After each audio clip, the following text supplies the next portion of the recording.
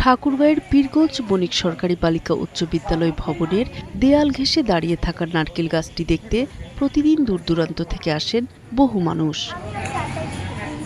গাছটি মাটি থেকে প্রায় 18 থেকে 20 ফুট উপরে উঠে মূল কাণ্ড থেকে 2 ভাগে বিভক্ত হয়ে গেছে।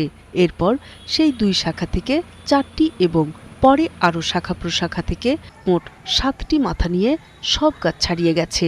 বাবা মাও বলেছিল যে এই স্কুলে একটি সুন্দর, একটি আশ্চর্যজনক একটি গাছ রয়েছে।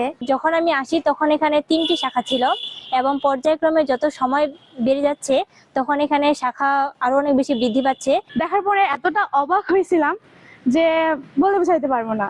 আর মজার বিষয় হচ্ছে যে এরকম একটা গাছ আবার আমি যে বিদ্যালয়ে পড়ি সেই বিদ্যালয়ে আছে। বিরল এই গাছটি সংরক্ষণে বিশেষ উদ্যোগ নেয়ার দাবি জানিয়েছেন এলাকার মানুষ। ঠাকুরগাঁও ডিস্ট্রিক্টে ঠাকুরগাঁও দেখি নাই আমাদের মধ্যে জীবনে প্রথম এটাই দেখেছি। অনেক মানুষ করে নিয়ে যায় ছবি তুলে।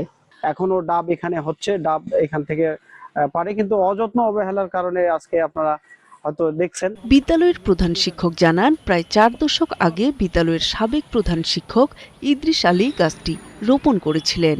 এরও 10 বছর পর গাছটি বিরল আকৃতি নিতে শুরু করে। গাছটি রক্ষণাবেক্ষণের জন্য কি করা যায় সেটি আমি নিয়ে ভাবছি এবং আশা করি আগামী দিনে এই গাছটিকে রক্ষণাবেক্ষণের জন্য প্রয়োজনীয় ব্যবস্থা গ্রহণ করব। নারকেল গাছটির রক্ষণাবেক্ষণে দরকারি ব্যবস্থা নেওয়া হবে বলে জানান স্কুলের শিক্ষকরা। নূর তাজমিন নীর, ৭১।